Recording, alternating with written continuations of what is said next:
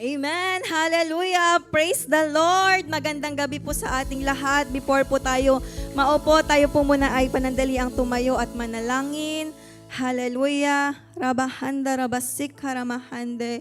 Robosukhuramahande. Lord, we praise you, Panginoon. We glorify your name. Hallelujah. Lord, we lifted up to you, Panginoon. Hallelujah. This service, O God. We thank you, Panginoon, for your presence. Hallelujah. For your holy presence, Panginoon. And I speak, Panginoon, hallelujah, your word. Itago mo, Panginoon, ako sa likuran ng iyong krus. Maihayag lamang, Panginoon, ang mabubuti at magagandang bagay, Panginoon, na nagmumula sa iyo.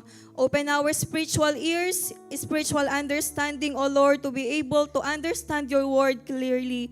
Thank you, Father God, to you alone all the glory, all the honor, and the highest adoration in Jesus' name. Amen and amen. Praise God. Maaari na pong makaupo ang bawat isa. Amen. Amen. Praise God. Hallelujah. Sabi mo muna sa katabi mo, Shalom, Shalom. Parang ang lakas ng mic ko, kuya. Amen. So, napakabilis po ng araw. Amen. Tayo po ay nasa kalahating buwan na. Amen. Tama ba ko? Kalahating buwan ng unang buwan ng taon. Amen. So, parang kailan lang 2024, di ba? Amen. And I do believe po na lahat ay blessed indeed ng Panginoon. Amen.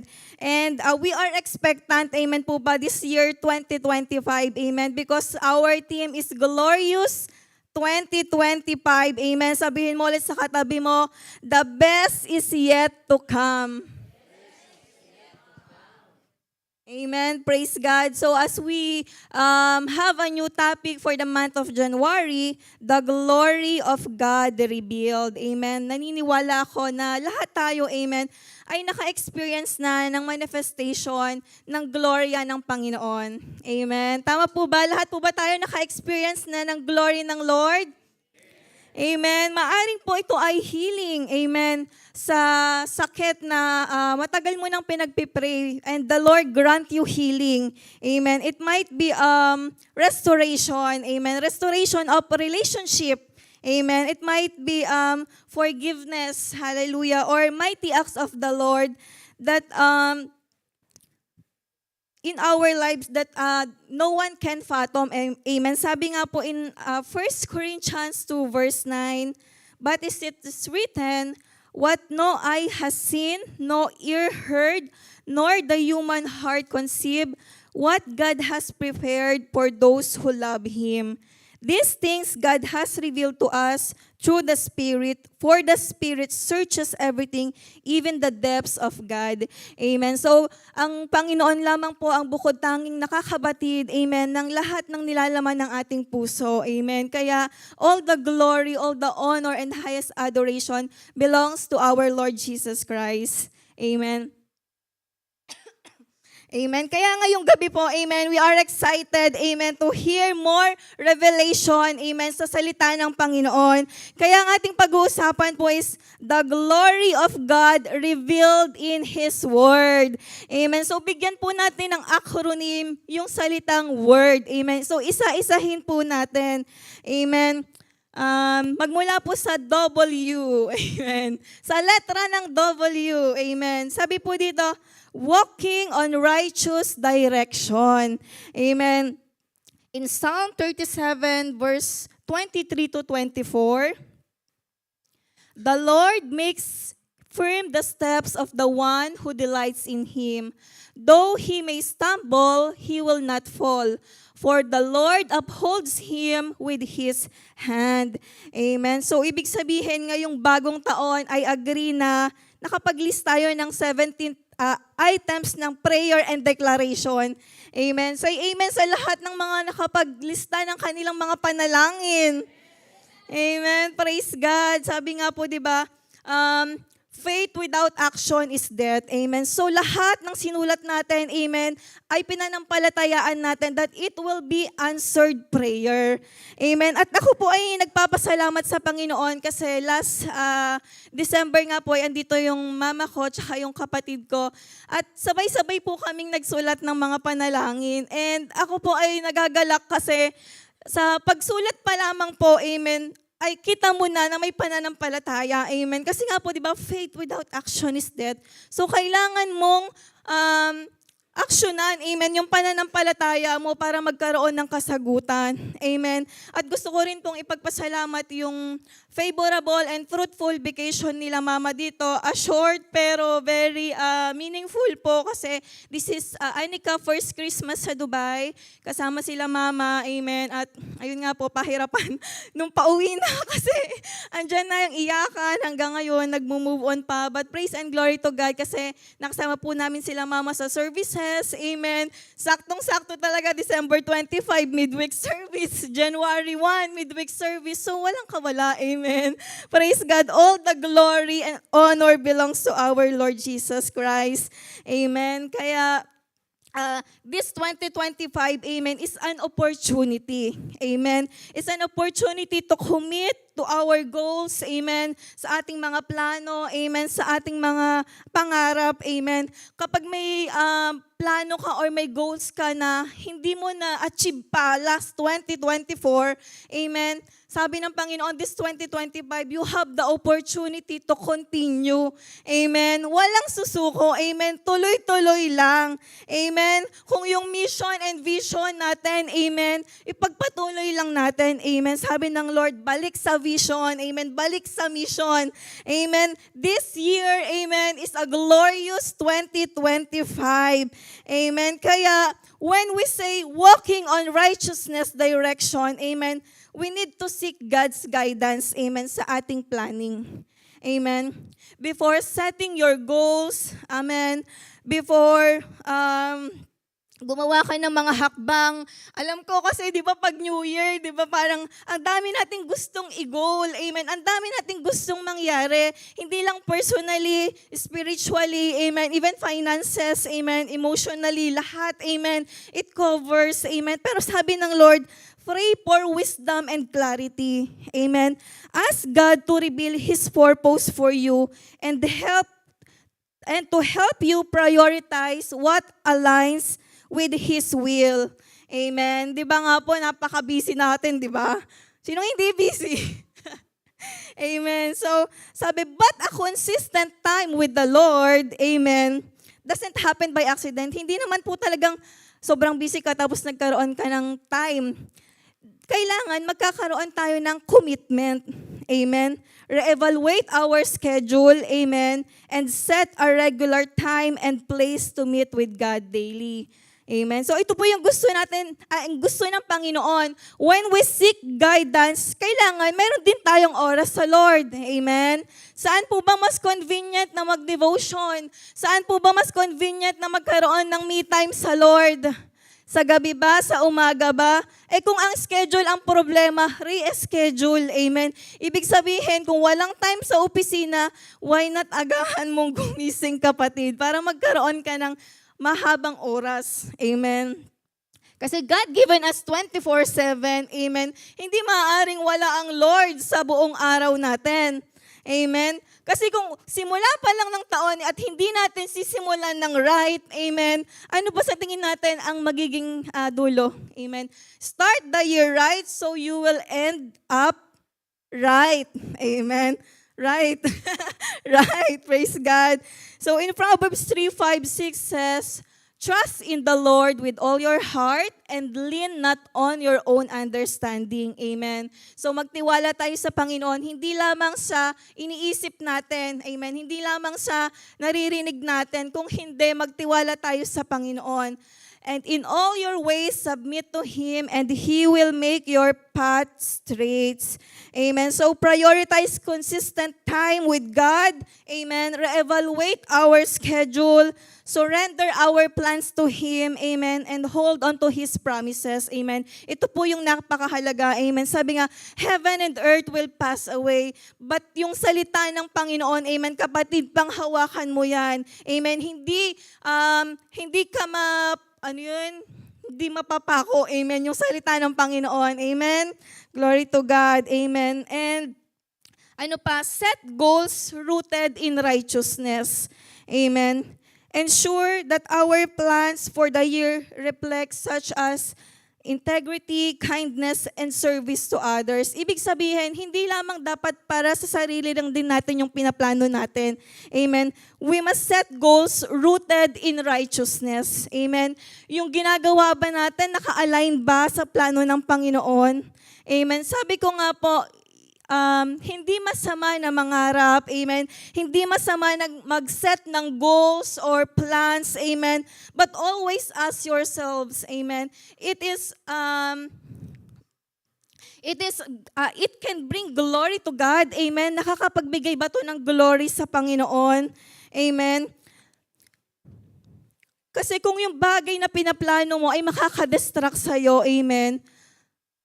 Ay, teka lang, sabi ng Lord, kapatid. Amen. Kaya kailangan, yung mga goals natin, may firm foundation. Amen. It should be rooted. Amen.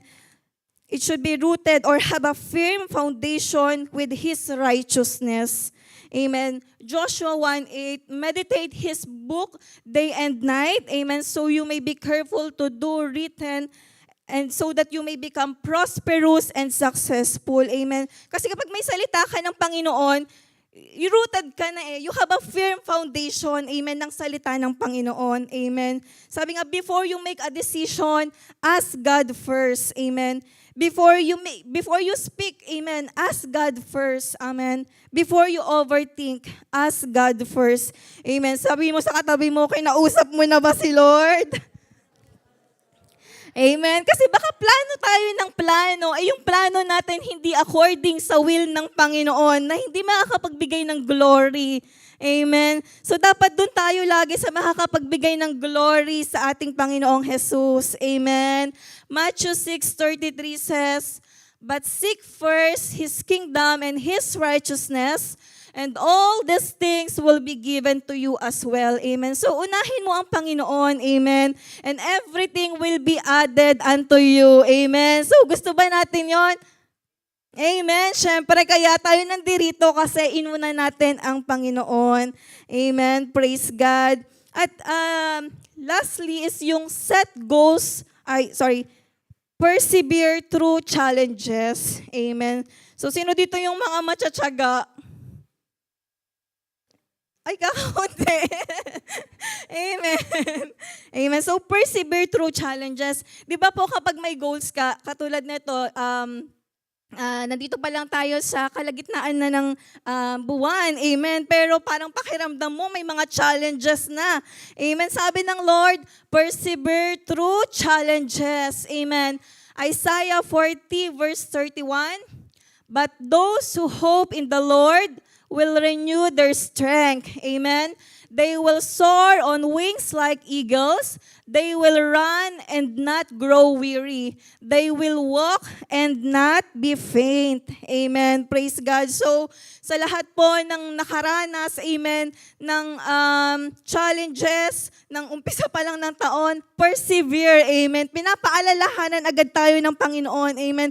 Kasi, ang gusto ng Lord sa atin is makita yung glory niya sa atin na umpisa pa lang ng battle, amen, belongs always to the Lord. Amen. And I praise God for the past 9 years living here in UAE na truly po I have been amazed how God guided me and protected me. Amen. And molded me. So, a short testimony po. I walk in His Word, amen, instruction and take correction. Diba po, minsan pag kino-correct tayo ng Lord ay medyo masakit pag pinapalo tayo ng Panginoon. Amen. But that's the way the Lord wants us to protect. Amen. Para protektahan tayo. So, living in UAE is not been easy for me. Amen. So, dumating yung point na gusto ko na po talagang umuwi kasi delay yung sahod ko. Amen. And yung parents ko pa po dati yung nagpapadala sa akin para makabayad ng bahay or para makasustain po dito sa UAE. Amen. So, naranasan ko ding mag-exit. Nung uso pa yung mga exit, naghintay ako ng visa for 1 week. Amen. Para lang ma-release yung visa. Na-experience ko na hindi bisahan at gamitin yung visa. So, parang lahat ata na-experience ko.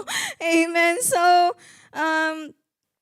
syempre lahat tayo naka-experience mag-metro. Amen. Mag-car lift. Amen.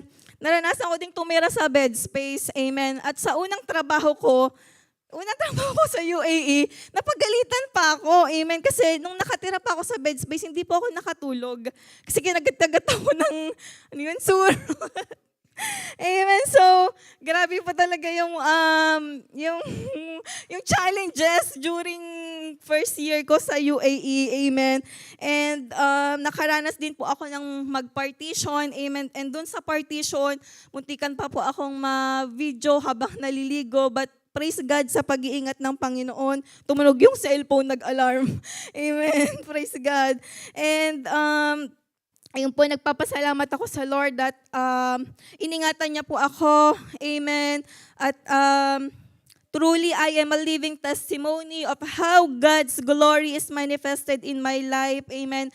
Hanggang sa ako po ay nagkaasawa, nagkaanak. Amen. I always stand firm sa pananampalataya sa Panginoon na whatever we go through in life, amen, we must always persevere. Amen. Kasi kapag nag-persevere ka sa challenges, pinilakaran mo yung salita ng Panginoon, amen, the glory of God will shine upon you, amen. Hindi man halata na marami kang pinagdaanan, amen, but praise and glory to God, amen, sa pag-iingat ng Lord na, ayun, nakakaiyak kapag dead Italy ko po, amen. But all the glory, all the honor, and highest adoration belongs to the Lord. Kaya ako ay nakakatayo dito, amen, to testify how great and good our God sa pag-iingat niya sa akin. Di lamang po yung marami pa, amen, marami pang pagkakataon, amen, para tumayo, amen. But praise and glory to God. Sa Diyos po ang papuri at pasasalamat, amen. And next one po is, O, amen. Sa letrang O, amen. So ito po, obedience to God's call, amen. Ito po yung isa sa pinakamasarap, amen. Obedience, amen. So in James 1 verse 22, do not merely listen to the word and so deceive yourselves. Do what it says, amen. Tama po ba? Obedience is not always easy, amen. Hindi naman po talagang madali, amen. Kahit nga yung magulang natin, pag may inuutos, di ba? Hindi tayo agad nasunod. Amen. It often requires humility. Kailangan mo talagang magpakumbaba. Amen. Kailangan mong mag-sacrifice at kailangan may pananampalataya ka. Amen. However, through obedience, amen, we experience God's blessings. Amen. Grow in our relationship with Him and bring glory to His name. Amen. Sa pagsunod po natin, amen, may kaakibat na pagpapala. Amen. And praise and glory to God po kasi the Lord designed us according to His image and righteousness. Amen. Kaya po tayo ay nakakasunod, amen, dahil sa glory ng Panginoon sa ating buhay. Amen. Obedience to God often serves as the channel through His glory is revealed. Amen. Sabi nga po, di ba, obedience is better than sacrifice. Lagi po nating naririnig yon. Pero yun po ang katotohanan ng salita ng Panginoon. Amen. Bakit ka pa magsasakripisyo kung pwede ka namang sumunod, kung pwede ka namang mag-obey sa salita ng Panginoon? Amen. So, huwag mo na pahirapan yung sarili mo. Sunod lang ng sunod. Amen. Kaya yung taon, pasunuran. Sabihin mo sa katabi mo, pasunuran. Amen. At kung maalala niyo po yung kwento ni Noah, amen, si Noah po ay isa sa mga example, amen, ng pagiging obedient, amen. When the Lord gave him instruction to build an ark, amen, hindi nagdalawang isip si Noah, amen.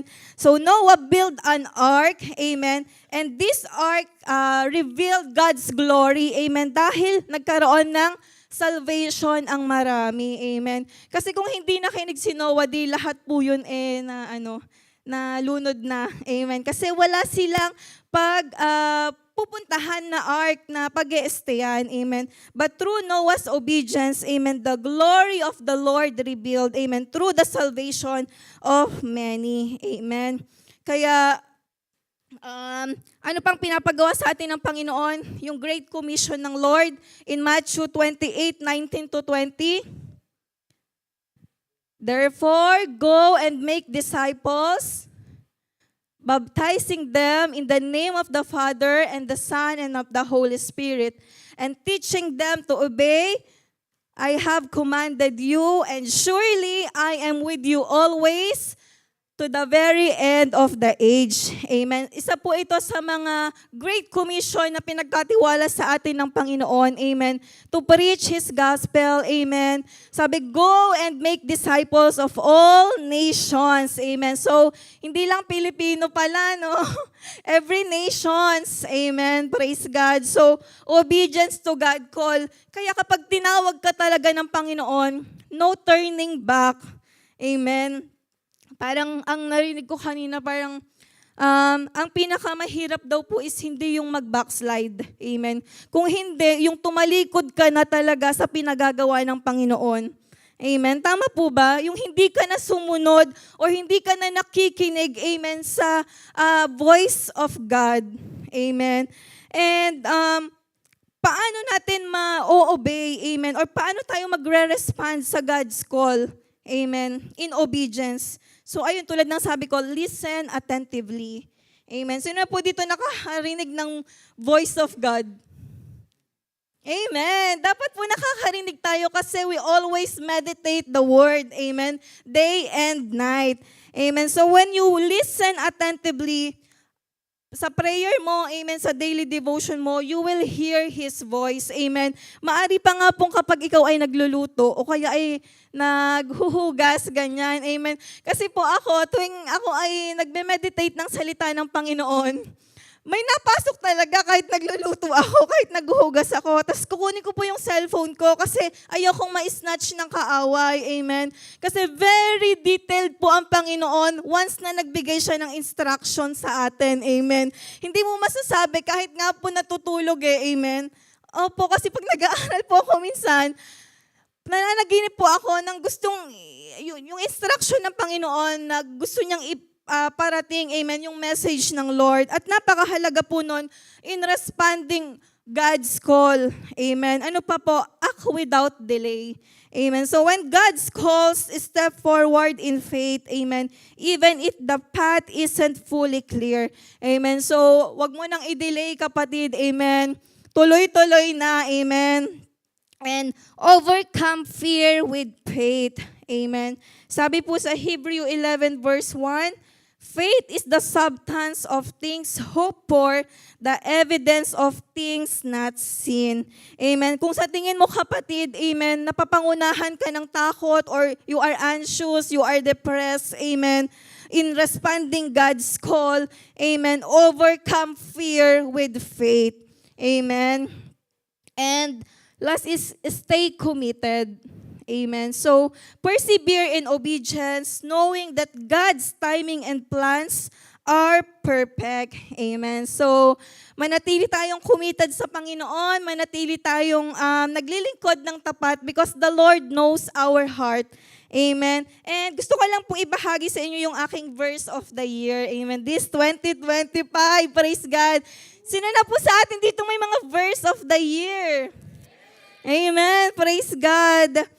Truly, when you respond to God's calling, He will assure everything will fall into places.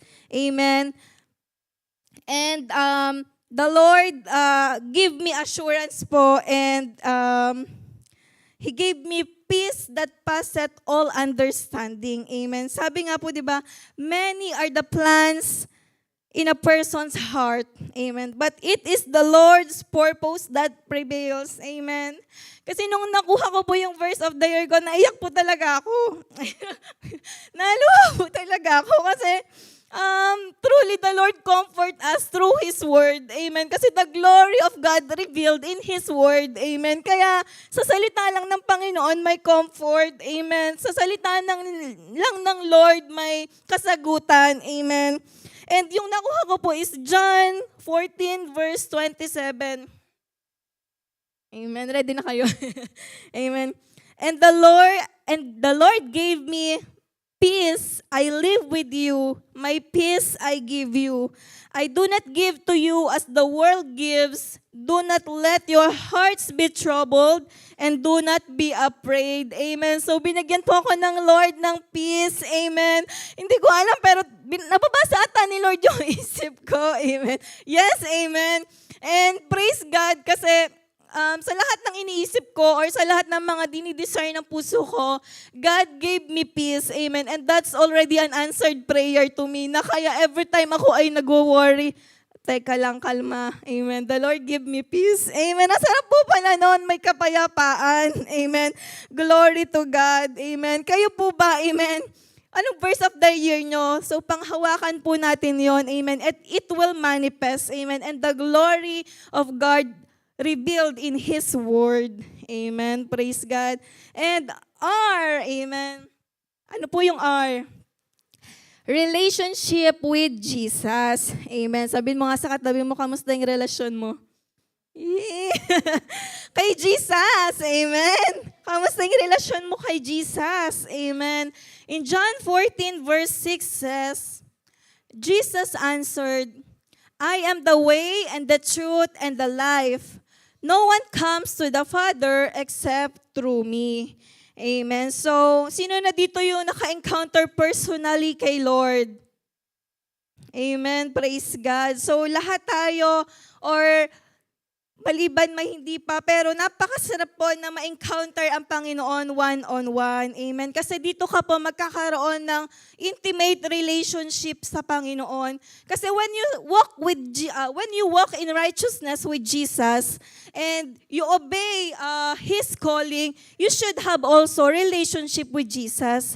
Kasi baliwala po yung nag-obey ka, pero wala ka namang relasyon sa Panginoon. How the glory of God reveal in your life. Amen.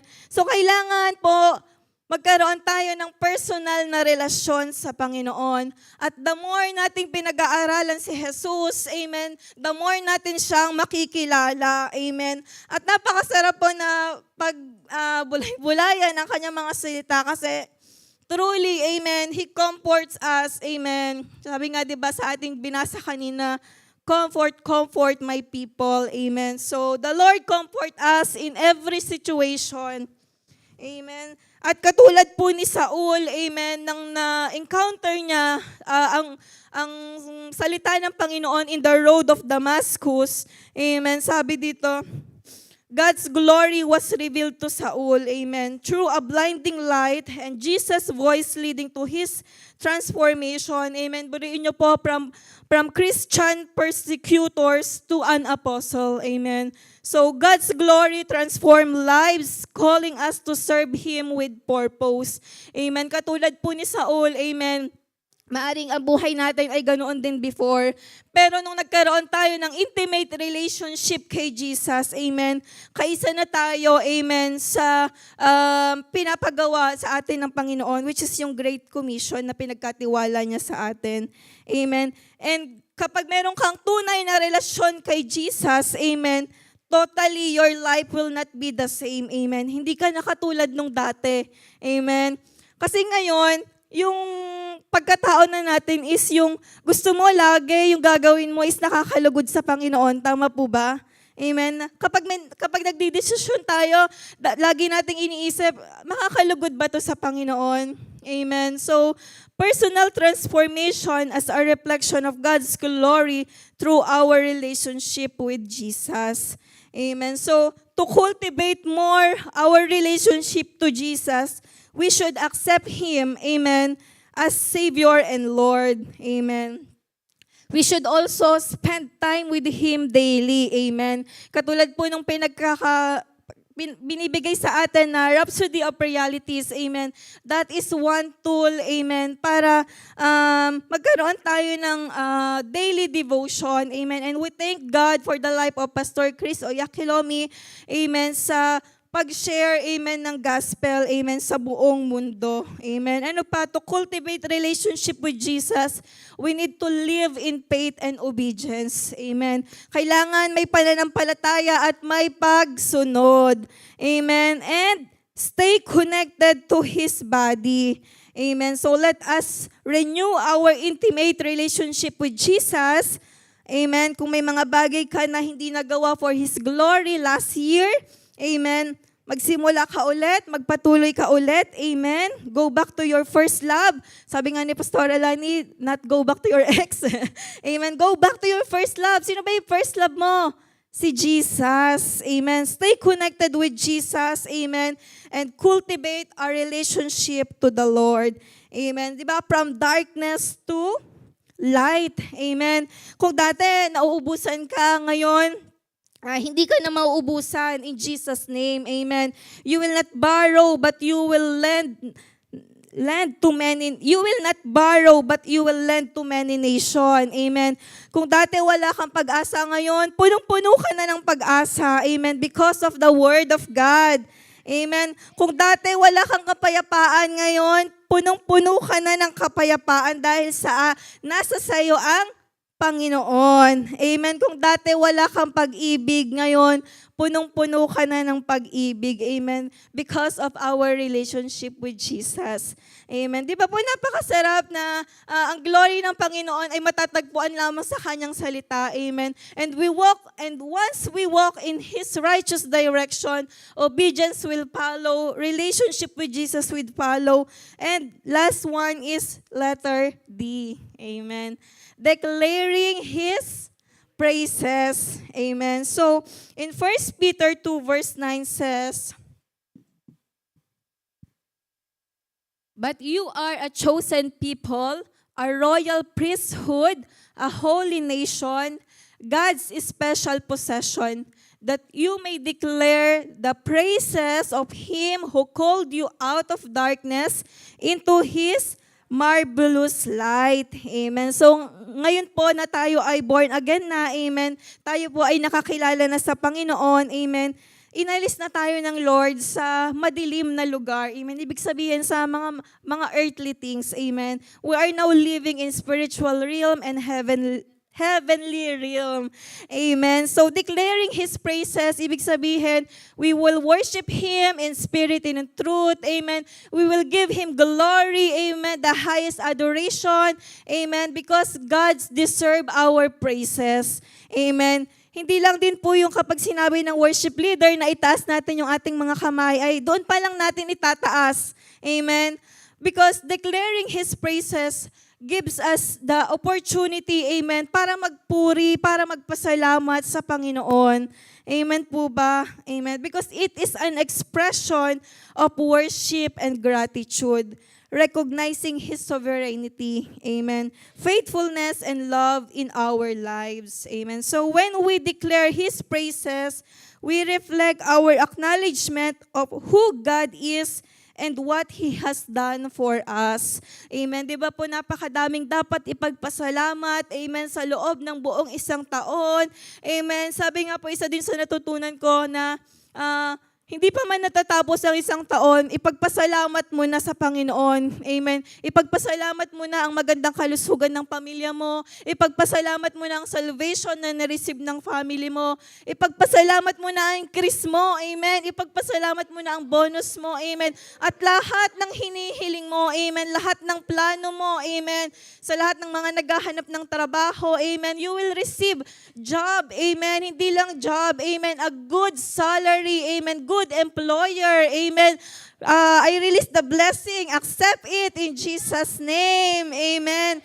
Ang salita po ng Panginoon ay limitless. Amen. Hindi po pwedeng hanggang dito lang. Amen. Dapat po, pag tayo ay binigyan ng Panginoon ng vision, ng mission, dapat it should be greater. Amen. Sabi nga, great. Ay, kumanta. Amen. Ano po yan? Me help.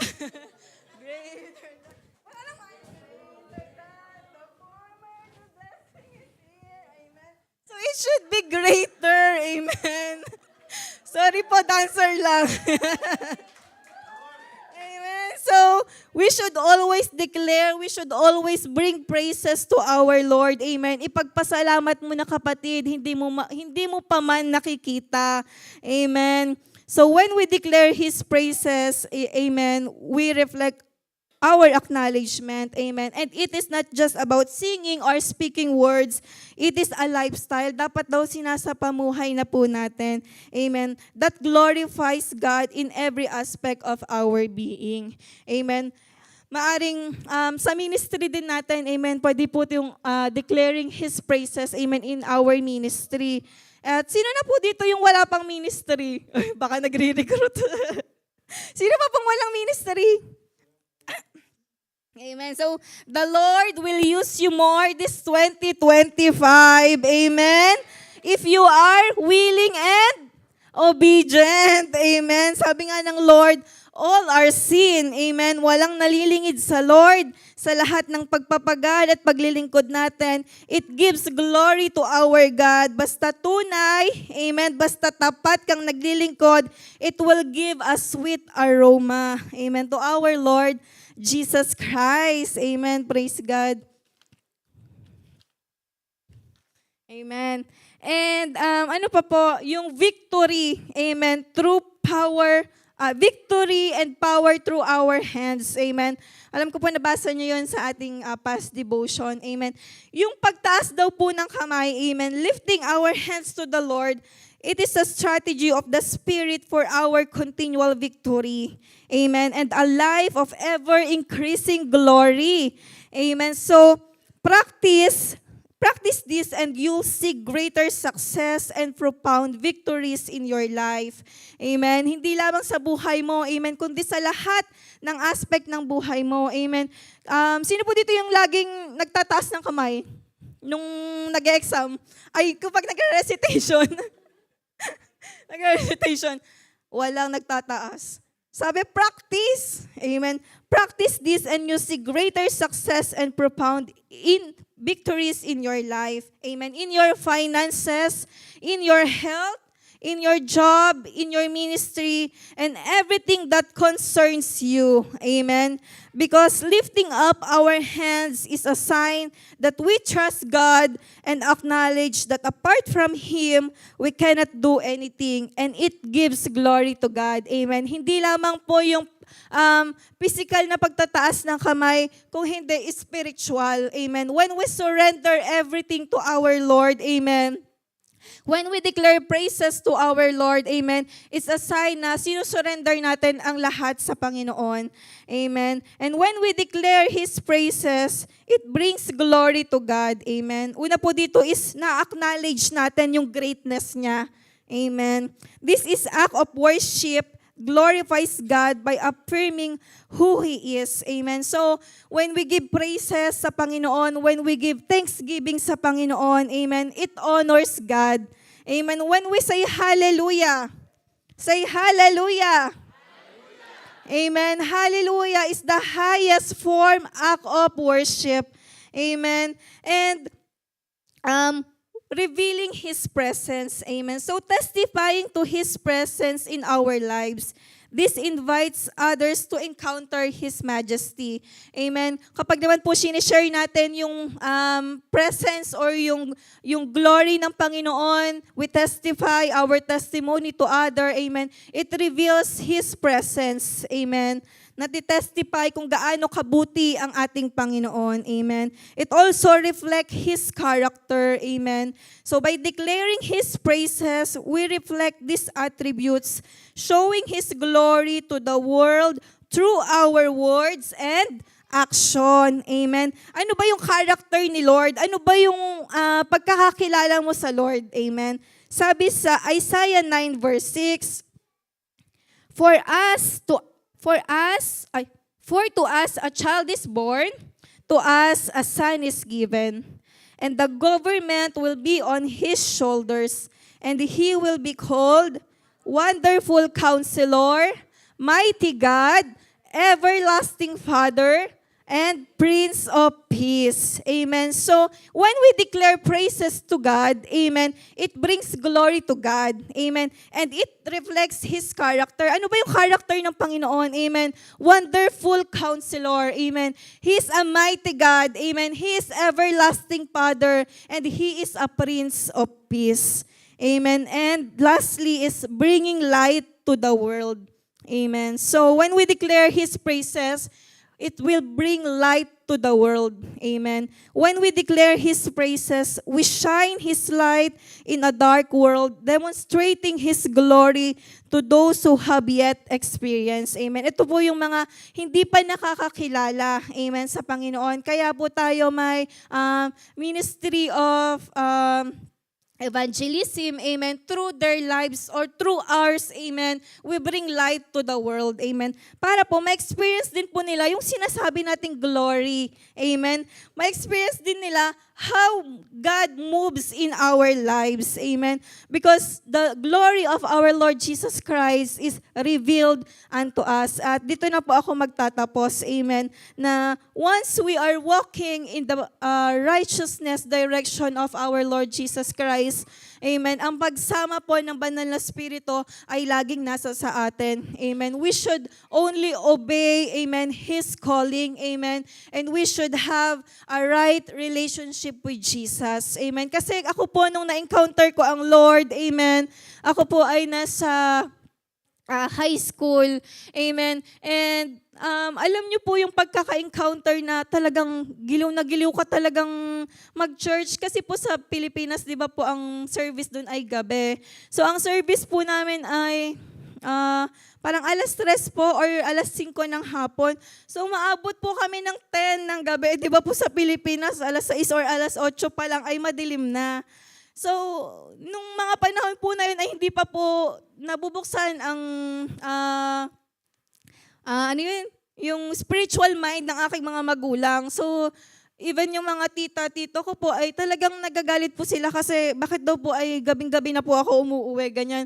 Pero alam nyo po yung natatandaan ko during my during my, mukha lang youth days, amen, is yung the comfort of the Lord. Amen, talagang yung nasa kwarto ako, tas umiiyak lang ako, pero parang ang gaan ng pakiramdam ko kahit na pinagagalitan ako kasi sabi po sagradong Katoliko daw po kami, ganyan-ganyan. Bakit daw po ako nagpabaptize, amen. Bakit daw po ako nagpabaptize, ganyan-ganyan. But praise and glory to God, amen. Simula po nang nakakilala ako sa Panginoon sa Pilipinas hanggang dito po, amen. Hindi ko po tinigilan sa pagtatanim, amen, na makakilala po yung pamilya ko, amen, at magkaroon sila ng salvation, amen. Kaya napakahalaga po ng ating binibigay na tithes and offering, amen. Ibig ko sabihin, yung seed natin, amen, ng pananampalataya, amen, dyan po nagkakaroon ng bunga, amen, yung pinaniwalaan natin, amen. Kaya keep on believing, amen. Have a right relationship with Jesus. Kasi once you encounter Jesus, amen, talagang magbabago talaga ang buhay mo for His glory, amen. And lastly is declaring His praises, amen.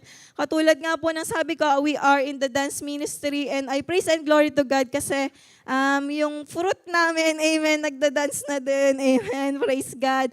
So sa Diyos po ang papuri at pasasalamat, all the glory that revealed unto us is in His Word, amen. So walking on righteous direction, obedience to God's call, relationship with Jesus, and declaring His praises. Ayun lamang po, maraming salamat. Let us welcome Pastor Don for the prayer. God bless po.